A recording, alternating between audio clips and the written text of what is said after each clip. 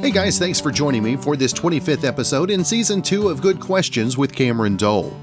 Special guests on this episode include Jebb Mac from the Jebb Mac Band. We'll be talking about their latest music and upcoming performances. We'll also speak with Olympian Mark Spitz about the Holocaust Education Film Institute. We'll also visit with my good friend and host of Coffee, Country, and Cody on WSM Radio, as well as the Grand Ole Opry, Bill Cody. Of course, if you would, please take the time to subscribe, drop a like, comment, leave some feedback, and of course, share with your friends. Well, can the pandemic fight crime? Well, there's a guy in West Sussex in the UK who was wanted by police. Not sure why he was wanted, but he turned himself in earlier this week.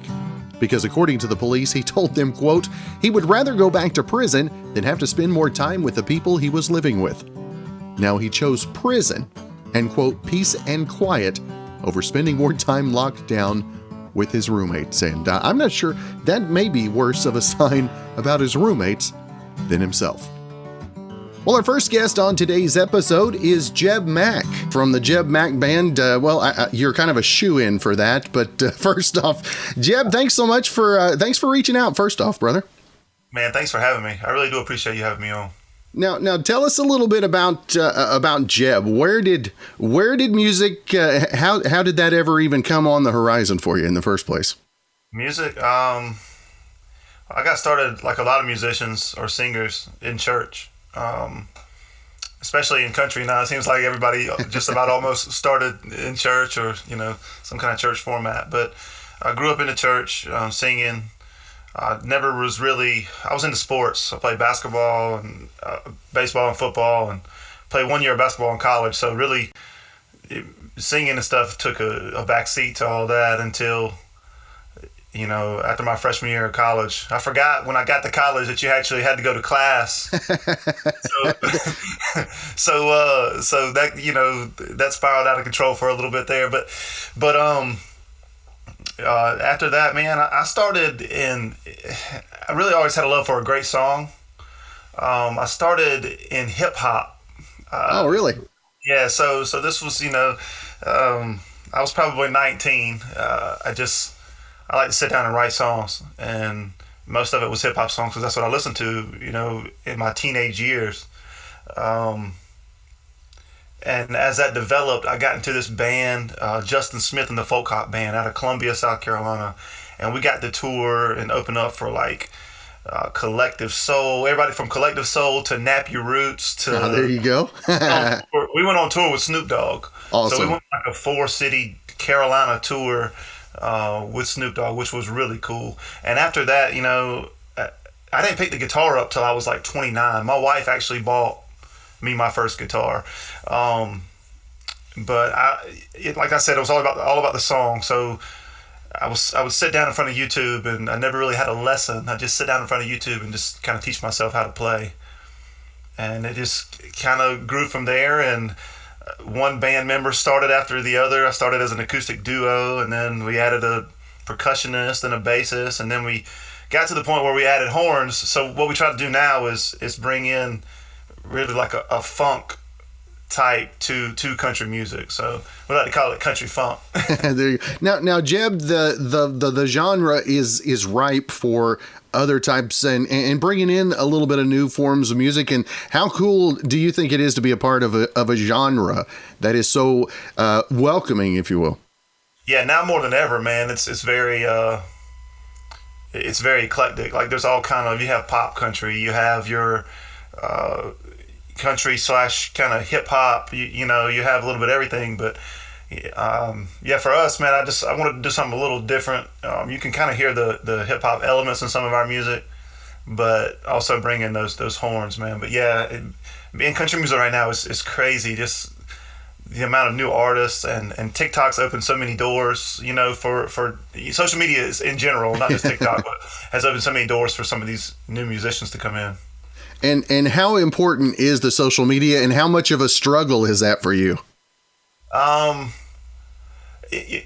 do everything by myself, so I don't really have like a marketing manager or a PR team, but so it's super important for me, man. At every show, you want to plug that as much as possible because you want people to keep up with you and come back and know when you're playing again. And fortunately, in Carolina, it's been the shows we've been busy. I know a lot of places have shut it down, this year, but South Carolina, North Carolina, well, not really North Carolina, but South Carolina's opened back up, and we're playing every weekend. Now, who have been the biggest country music influences on you, switching over genres and all that stuff? Who's kind of been there to maybe lead the way for you a little bit? For me, man, it's always, I tell people that when I try to describe our music, I say it's kind of Zac Brown bandish, but with horns. So he was a big, that their whole, the harmonies, and everything they do, they have the violin, they have Jimmy D on the violin, but we kind of have that like a horn section, but Zac Brown band, that had to be, of course, Eric Church, some of your more traditional guys that have been doing it for some time. Stapleton, comes to mind. He's a one of a kind voice, though. Nobody can imitate that. No, nobody can imitate that. That's for sure. Now, Jebb, the switching of format, how much different is the songwriting process for you? It's not. It's not. You can throw the horns in anywhere really. So you write the best song possible, or I try to write the best song possible in every writing session. And then if the horns fit with the song, then we plug them in. But if they don't, you don't have to have them. We want the best for the song. Now, what you talked about being able to play the shows, did 2020, did it make it a little more difficult to get together for rights, or did you do more Zoom stuff? Did you have to get technologically savvy, if you will? Yeah. So before, like pre-COVID or whatever, I was back and forth to Nashville, man, probably every month to month and a half for a long weekend just to do rights. So yeah, I Skyped a good bit with some friends, out there. But, that's definitely set back. It's nothing like sitting in the room with somebody and, the vibe that you get when you write. You can't really get that from a Zoom call, Which, I do appreciate Zoom. It's done a lot for people, We can stay connected like we're doing now, But, yeah, for a write, man, I'd much rather, be in person if I could. I remember when I started the podcast back in August, I had somebody, I think it was the first week, and somebody offered a Zoom interview to me, and I was like, I don't want a Zoom interview. I was like, who wants a Zoom interview? And then after I did one, and you get to see somebody's face, whether you use video or not, Zoom is cool just because you can see somebody's reaction. I can see whenever I ask a flop of a question, I can see the eye roll. So then I know then I know where I'm at, Yeah, you're good. No eye rolls yet. Yeah, I know, right? Now, how much has the sports, the athlete part of your upbringing, how much has that affected the drive that you've got, and especially in the times like 2020, where other than Carolinas, everybody was kind of shut down for a bit? Yeah, we were shut down too for last summer. Right. Since this the cases have kind of dropped, they've kind of opened back up, but. Can you repeat that question again? how much being an athlete and preparing even in the off season, how did that prepare you for this last year? It's about commitment, man. How much you put into it, and that works, in sport. That works in life in general. That's why, I have kids now, and I want them being involved in some kind of sport because I feel like it'll drive you to stay committed. You know what I mean? Now tell us about the latest music that you've got out, and I was actually checking out the website and your latest video as well, and tell our listeners a little bit about your latest music as well. So our latest single is called "Everybody Wants to Dance." I wrote that song with Bridget Tatum in Nashville at her house over there, and we were sitting down and we were talking about. Early in the show, this was pre-COVID. Early in the show at night, how people it takes it takes some drinks for them to get loose and get on the dance floor. But at the end of the night, everybody wants to dance. And so we kind of went about that, and I shot a little video for it, but most of it was during the Corona, but most of it was just clips of people dancing to songs that they sent in to me, and we just kind of did a collage like that. That's cool. Yeah. Bridget she's the biggest flop of a welcome that I ever had in my life. I think I told you that she was the first person that I ever met on my first trip to Nashville for a CMA Fest like 7 years ago. And a friend was letting me have their condo for the while, and they left their key with Bridget. They said, well, here's Bridget's number. Just call her and she'll meet you there. Well, I get there and I'm like, hey, so what do you do? How long you been here? And she's like, oh, I'm a songwriter, a singer, and all this. And I was like, really? Anything I've ever heard of? And then she starts naming them off, and I'm just like, oh. Yeah. And so I text my buddy. I'm like, dude, you could have at least given me a little bit of a heads up. Yeah. She's cool, though. I'm sure she didn't mind. Yeah, she was cool. I was nervous the whole next day, but then we caught up again and had a great time watching the CMT Awards the next night. So it was all good, and we're still friends this day in spite of it. Yeah. Good people. Now, what's it like to write with Bridget? Man, it was comfortable, man. She's cool. Like, I live in Florence, South Carolina, and she is from Florence, South Carolina. So I walked in after I found that out, and I was like, really? I had to come all the way to Nashville to write with you? And she was like, yeah, boy, you gotta come out to Nashville. So we just sat down at the kitchen table, man, super comfortable. I mean, most of the time, there's good people all throughout the city. You can sit down, and it's comfortable, it's easy, and you talk it out, and you most of the time come up with a song, and an idea sparks a song, and there's no right or wrong way to do it. Now, I know you got your acoustic with you today? Yeah, I do. I have it sitting over here. You want to play something for us? Yeah, man, we can do it. I don't know what you want to play, or I'll even let you maybe give it a little introduction into it. All right, hold on. Let me grab it. All right. So, can you hear that? Can you hear that okay? Sounds great. So, I wrote this song. I had this idea. A guy and a girl. I mean, how many country songs start off with a guy and a girl, So a guy and a girl, and the girl thinks the guy's running around on her, and she's searching his wallet, searching through his phone for text messages, and she wants proof that he is running around on her. But really, the guy, he's a good guy, and he's not running around on her. He's just running to the bar to drink some 90 proof or to try to find some 90 proof. So quite naturally, we decided to write a song called Proof. But here it goes.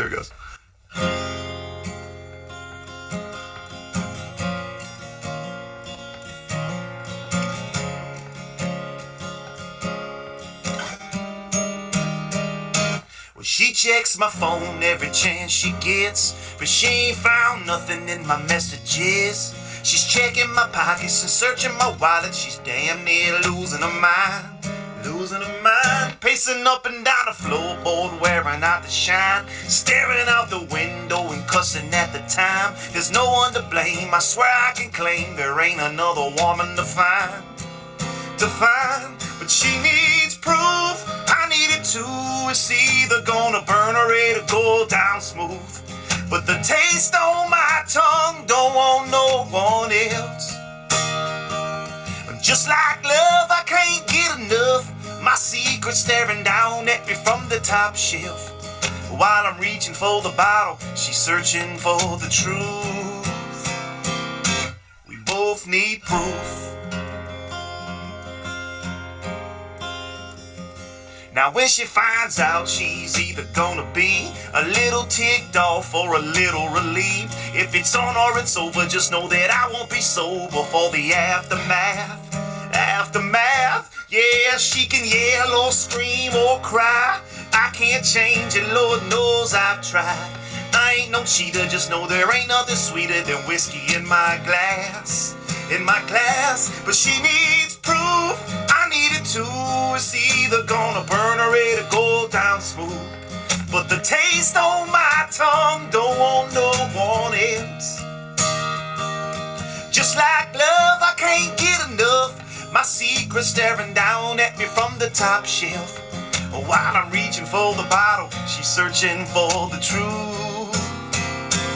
We both need proof.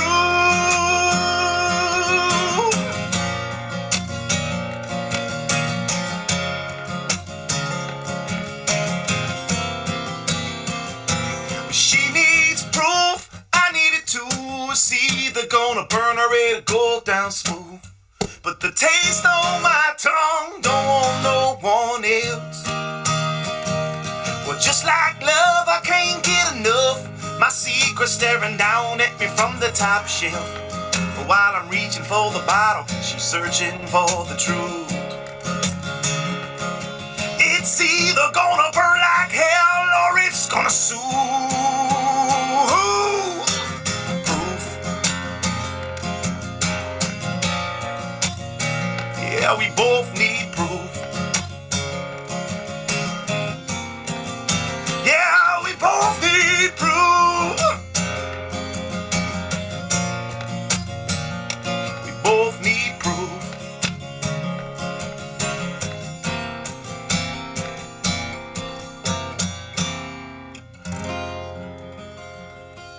Well, proof. That is some proof right there, Jebb Mac. And now, Jebb, tell us how has the writing process been this last year for you? Has it been maybe has it gone darker a little bit, or maybe have you maybe pushed to be a little bit more positive with the message? I think you push to be positive because you want other people to be positive too, But I just feel like for me, it's the same as it normally is. Like you write, depending on how you feel, Like if you've had a broken heart, you write. You want to share your message, Or if you want to go throw it up at a bar somewhere, you write a party song. So I think it's just at that point, how you feel. I mean, there's been sad songs, but there's been positive songs too, Now, how do you prescribe as far as your writing? Do you sit down and sit down and write every day? Do you just do like writing sessions? How do you schedule your personal writing? Well, having an iPhone makes it easier because you can hum the melody. You can hum the melodies now. You can write your song titles, your lines, your one or twosies in there, and I like to get a good idea with a couple of lines and take that into a songwriting session. And I try to write, once or twice a week if I can, but normally having those ideas always helps to move forward with the song in the writing process. Yeah. Now, in the writing process for you, what's the first thing that comes to you? Is it the lyric? Is it the hook? Is it maybe melody? Is it different every time? Yeah, it is. It's different every time, man. There's, like I said, there's no right or wrong way to do it. For me, anyway. Just sitting down and finding, what flows best. I mean, I have the hip hop background. If I can get a chanty chorus or a, pacing up and down the floorboard, wherever not to shine. You know what I mean? Like something like that. Then it helps the whole process. Now, the prep work before you get ready to go on stage, previously hip hop, now country. How different is your emotional state coming on stage? Oh, dude, we play everything. So we're playing our band's like 7 or 8 people, depending on the night, how many horns we have or whatever. But we play everything. We play our originals, of course, but we play everything from Johnny Cash to Eminem, and everything in between, Bruno. So we play the whole spectrum. We try to cover everything. People want variety now. So you throw down a little Uptown Funk. Is that where we're going with that? Oh, man, we do 24 Karat, Uptown Funk, Perm, all those Bruno songs. Now, how do you bring and meld all of the different genres together? I mean, do you go from Johnny Cash to Eminem? You go from Ring of Fire to Lose Yourself? So from both prison to Lose Yourself. We normally start off in the night and we play more country in the beginning of the night, and then we kind of shift. It just depends, man. Like it just depends on the song, the mood, the crowd. If the crowd's ready to dance, we may not play as much, slower stuff as we normally do, So it all depends. How hard was it to keep your emotions in check the first night getting back on stage after COVID, after the lapse that you had? Oh, dude, so with the band, so we were playing. Let me set this guitar down. We were playing like acoustic at some places that were socially distanced. You had to sit down, kind of like how Nashville is now. Mm-hmm. You have to sit. You can listen to music, but we did that all last summer, and it was like they wouldn't let any more than 3 of us go up. So we do 2 or 3, and then I think our last gig was like early March, maybe, or mid. I don't really remember. It was all kind of a blur. I want to forget it, So, and then I think we played again as a band at a private event, at a private party, like all in September, maybe. I mean, it was still the cases. I mean, it was still, we were kind of. Yeah, it was definitely September. We played in September, and then it wasn't a private event; it was a public event. And then I got COVID from it. But yeah, man, it was a fun night just to be back with the guys and girl, and to play for people. Now, tell us about the group. Tell us about the instrumentalists you got. So Nelson James is our band leader and drummer. He's been a band director. He's done music all his life, man. He's great. He was texting me this morning about ideas. We play Luke Combs's Beer Never Broke My Heart. Mm-hmm. He was saying, man, we should go out of that into Fishing in the Dark. That's all dropped down. It's all dropped down on the guitar. I'm like, wait a minute now, hold on. And so, I mean, he's always texting ideas to the group. We have Barry Carmichael on bass, really great bassist, man. I'm really blessed to have really good musicians with the band. Jeff Springs on lead guitar. He also teaches guitar lessons, so I mean he's been doing it for a minute. We have Emma Hamilton on keyboards, and she sings too, so it's great to have somebody there that can sing some of the the girl parts, mm-hmm. and to give me a breather, especially when you're doing Eminem, Yeah, I know, right? Let's see, who am I missing? The horns. Let's see, Don Colton on saxophone. He's been playing basically all his life, and Roderick Brown on saxophone as well.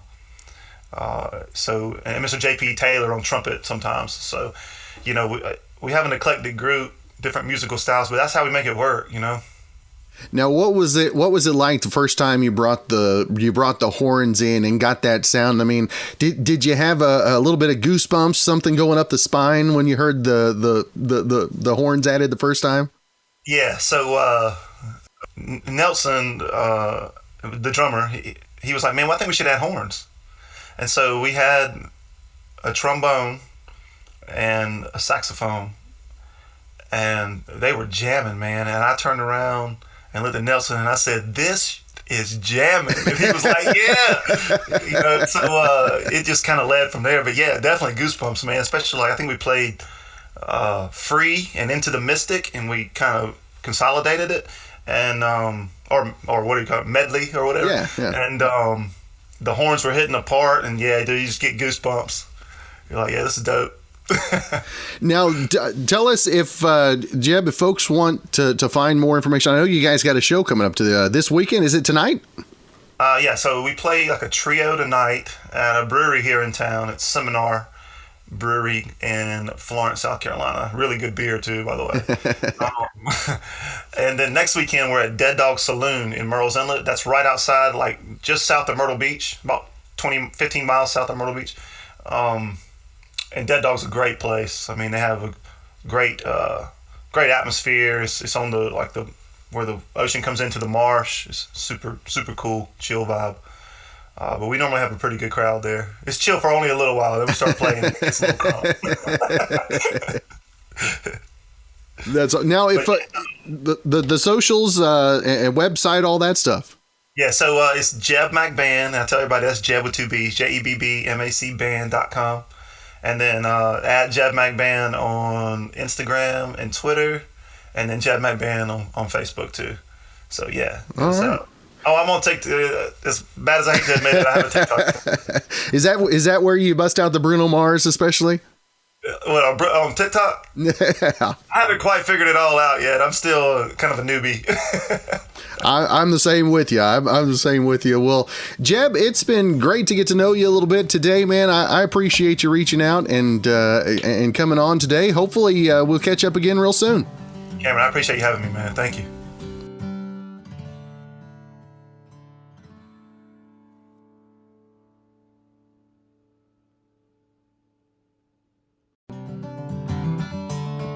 Thanks to our sponsor for today's episode, Smiley's Breezy Vapes, located at 313 Falcon Road in Altus. You can visit them online at smileysbreezyvapes.com or on Facebook. They always have red basket specials going on, and if you ever have any questions, you can call or text at 580-471-VAPE. That's 580-471-8273. Well, the most hated band of all time is pretty hard to quantify. I mean, ask 100 people who their most hated band is, and 99 of them are going to say Nickelback.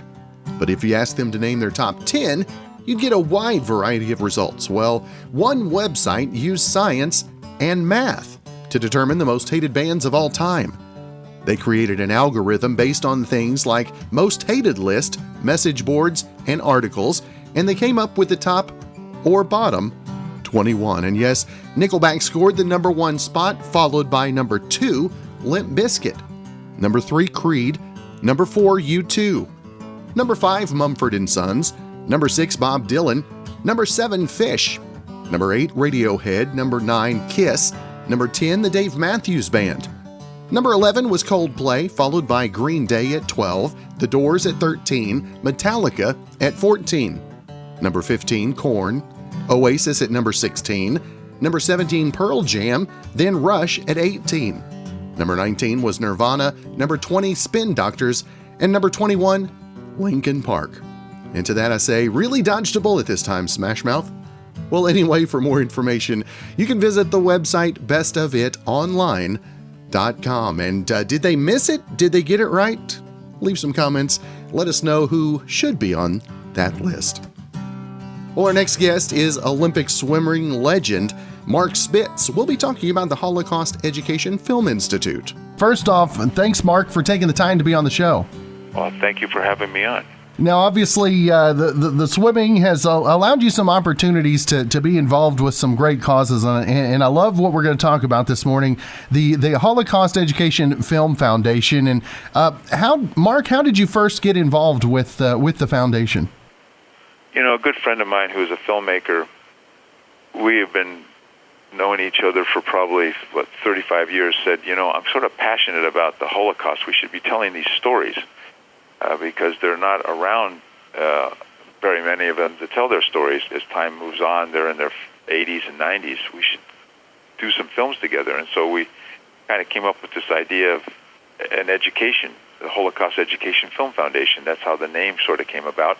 And the whole idea is aimed at preserving the stories of the Holocaust survivors through film, interactive education films where people can watch these films and educators can download these films and look at these films rather than just being a soundbite that's 2 minutes that says, 6 million people basically got killed in the Holocaust, and they move on to something else. Because we don't want anything like history to repeat itself and have this happen. And even today, there are people that are being persecuted and exterminated because at the will of dictators and political movements. And so I found that I was impassioned about this because if you think about it, I was in the Olympic Games where after I competed swimming and finished my program, the next morning, early into the morning, terrorists came into the village and captured 11 Israeli athletes and killed them. In one sense, this was sort of a small little version of that. And so every time for the last 40-some-odd years, talk about my Olympic performance, it's always brought up about, it was involved with the 11 Israeli athletes that got killed. And I'm going, I was impassioned when my friend said, let's do something on the Holocaust, and it just seemed to be a natural fit. That I would try to raise money so that we could do these films so that people and kids that come into the future will learn about things that happened and refute the naysayers that say it never did happen. Yeah, that was my next question was about the naysayers. How important it is for you to be able to be accurate and true to what the time really was, and how important is it for you to get the correct information out there? I think it's very important, and if you even go to our website and look at the small little film snips that we have. I mean, we've got one. There was a guy that was a famous guy that was on TV on Hogan's Heroes, named Robert Clary. We told his story, and yet, ironically, he was a concentration camp survivor. He played the part of a POW survivor in World War II, which, of course, I'm not taking away that POW camps weren't horrific in themselves, but they weren't exterminating people in the same fashion that they were in concentration camps. Listening to his story is pretty remarkable. As a matter of fact, it's not only his story, it's any story that we can capture is pretty remarkable, because these are people that were living through horrific situations and watching the separation of themselves from their families, not knowing what was taking place, but then understanding only when it was too late that their lives were doomed. I mean, think of Anne Frank, who's a famous person that basically tells a story of, being captured, but being hidden before she was captured. I mean, it's like that storytelling is very powerful, and it's a book that resonates with people even today. But we don't have films that resonate with people today, and that's what we're trying to do, tell their stories before it's too late, and there won't be any more stories to be told because there won't be anyone around to tell the stories. Right. And with the information and the age that we live in, obviously video is huge, especially for the youngsters to be able to maybe put a little visual with the stories that they heard, and keeping the video and making it available for so many people. This also, like you said, keeps history intact. Well, it does. I mean, you tell these stories over and over. You learn about it. I mean, look at every anniversary of John F. Kennedy's assassination, we get a drilling of what took place, and I'd never get tired of watching it because it was so sad and so real. And storytelling is a form of that. That if you tell stories of true things that happen and they're done in a very elegant and a dignified way, they have a tremendous impact in a positive way, not a negative way, that things like this just don't happen again. And what do you attribute that to? I mean, obviously, there were so many wrongs that were being done, but how do we keep from allowing ourselves or allowing others to get to that point of the Holocaust that we had before?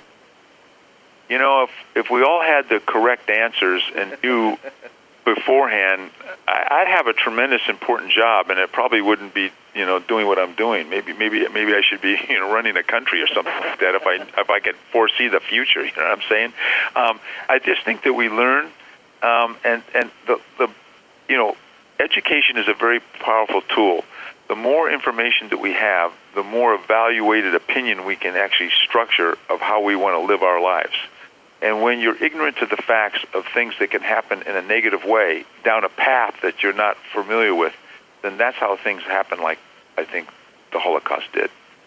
Now, Mark, if folks want more information, would like to check out some of the vignettes that you guys have put together, where can they find out more information? Directly on our site. It's a mouthful, but it's simple. Holocaust Education Film Foundation.com. All right. Well, Mark, it has been great to visit with you this morning. Hats off for the work that you're doing. And this is one of those things that a couple of years ago, whenever the naysayers were out there, I was hoping somebody would step up. I appreciate the stand that you're doing moving forward. Well, thank you for having me on and being able to talk about this.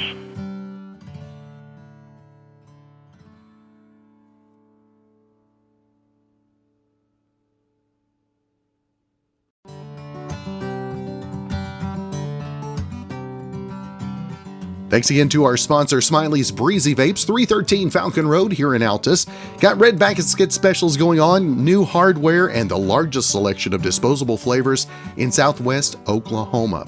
They still do ask for you to cover your nose and mouth with your mask when you come in. They do have the protective plexiglass, and they have got the whole place all spruced up for you. Stop in and see them. 313 Falcon Road, Smiley's Breezy Vapes.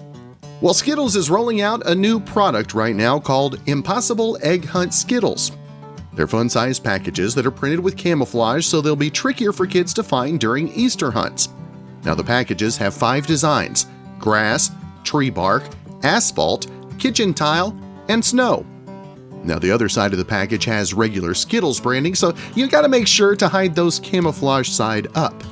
And you should be able to find those in stores right now. Well, our final guest is a good friend in the industry, Bill Cody. He's the host of Coffee, Country, and Cody on WSM Radio, also the host of the Grand Ole Opry. Excited to have a chance to share one I consider my friend, none other than Bill Cody. And Bill, thank you so much for taking the time. I know your schedule's a little crazy this week, but it's a great week here in Nashville. The beauty for me is this week is really no different than any other week. I get a front row seat, get the best seat in the house to the greatest country music show in country music history, on the most famous set of call letters at radio station in country music history at WSM and the Grand Ole Opry, and that's where we sit as we visit, and it's nice to have you here. You've been in studio before as a studio guest, and we first met at the Opry, and so I appreciate the opportunity to visit with you. But yeah, I am in a really sweet spot here. There's not a day that goes by that I take it for granted. I'm always so thankful to God above that my dreams came true, not unlike these artists that you will meet this week, particularly those who are trying to make it or have had their first hit or getting a little traction finally, maybe finish their first album after a successful first single. For me, the dream was to do exactly what I'm doing. A buddy of mine told me once, he said, Billy boy, not too many people actually have their dreams come true. If you really sit down and you think about it, we all have dreams, but to have them, at least as it relates to your career, come true is a rare thing. And I really never, hearing it from him, I really never thought about it. Maybe it just didn't hit home quite as much. And when he said it, it was even more profound, because that's what's happened. Right, and you talk about the Grand Ole Opry and being a part of that, and that's your CMA Fest every week. If the people at home aren't catching on that. But when you stepped on the stage for the Grand Ole Opry the first time, what was that feeling like for you? It was just, coming to WSM and sitting in this studio where we are and saying the call letters the first time. Charlie Daniels had been a friend for a number of years before I got to town, and they asked me, April the 25th, 1994, I just celebrated my 25th anniversary. Yeah. They asked me who I wanted to have in studio, and I said Charlie Daniels. And so we were able to make that happen. But saying the call letters in here the first time, it was like, can you even hear me say them over my heart pounding out of my chest with just sheer joy and excitement. And it was very much that same way at the Opry, except with the Opry, there's more buildup.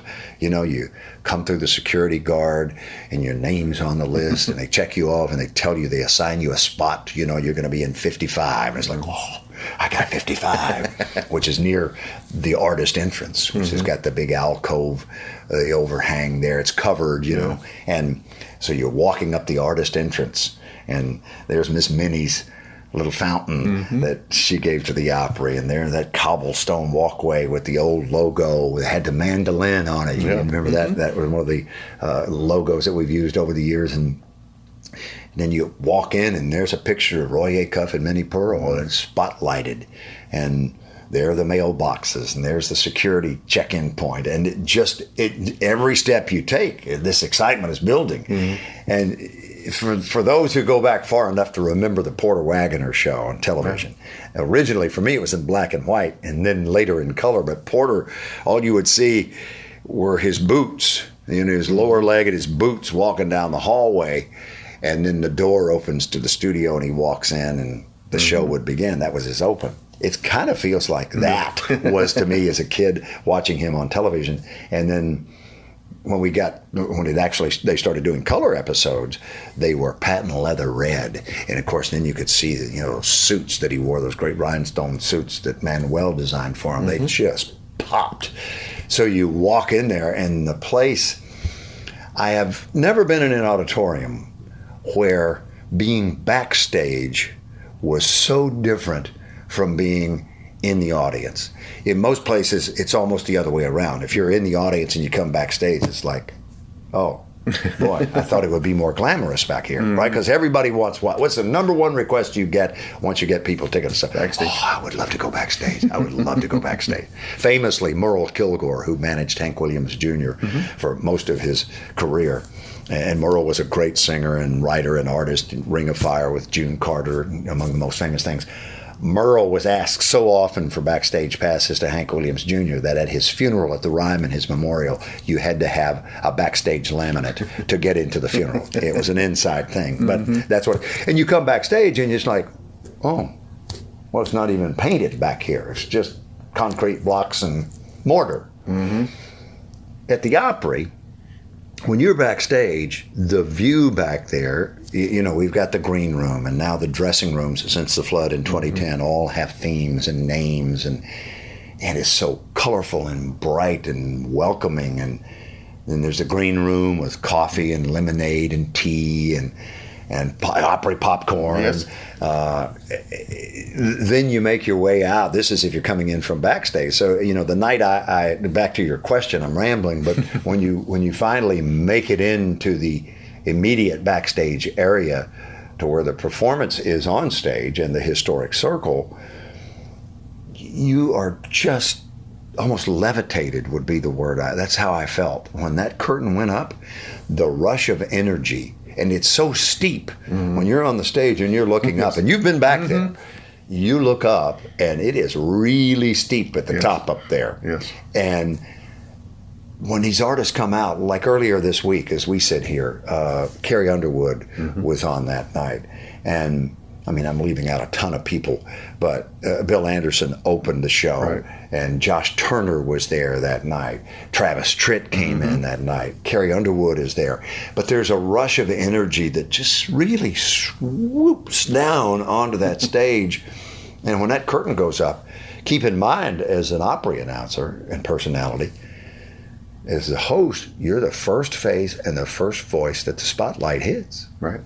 And you can feel it, and I just literally was probably up on my tiptoes if somebody had a picture at that moment in time, because I was so excited. But being backstage and looking up at that, and you go out front and you sit in your seat and you look at the stage, it's like you're in two different universes, where it's not like that too many other places I can think of or that I've hosted or been. That's right. Now, you talk about some of the history, and you talked about the flood. What was the reconstruction and all that along with the flood, and what was that like to see everybody coming together? Well, you know, we were where you sit right now was the only part of the Opryland complex that did not take on water. This studio was never wet. Wow. It is the highest point of the hotel.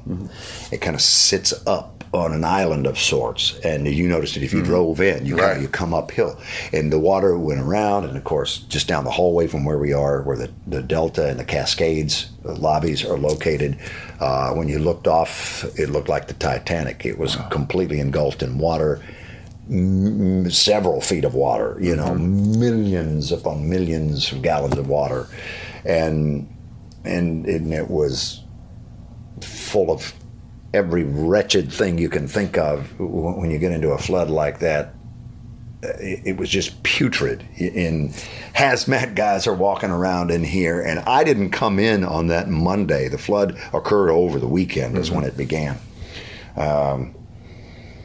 So that by the time all this had happened, they had made a makeshift home for us at the WSM Tower, which is in Brentwood, which had never been. A lot of artists even thought they came there to audition because it looked inside very similar to the old National Life offices downtown at 7th and Union, which are no more. There's a plaque there right across from the Hermitage Hotel. It's where TPAC is now.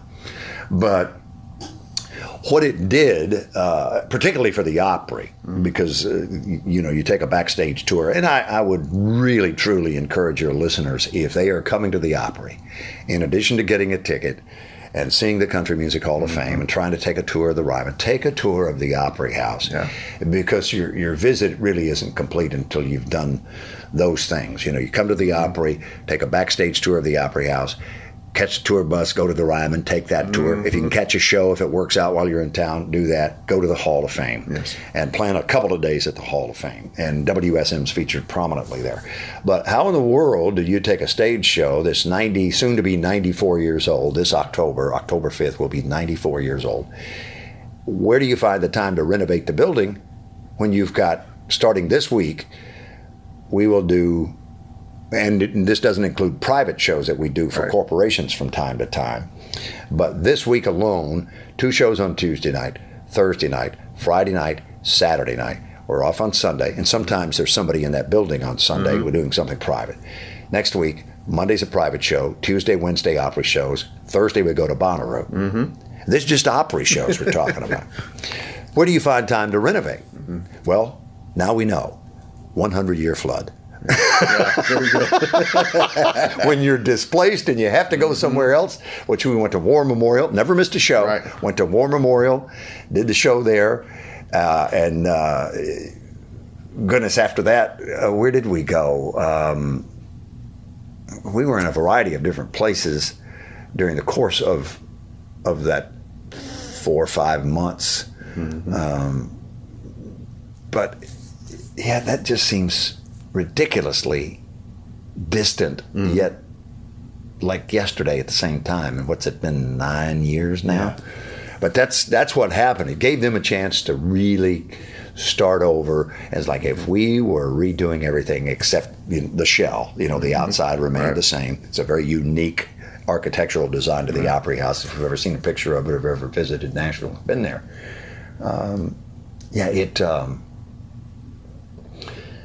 It just gave us an opportunity.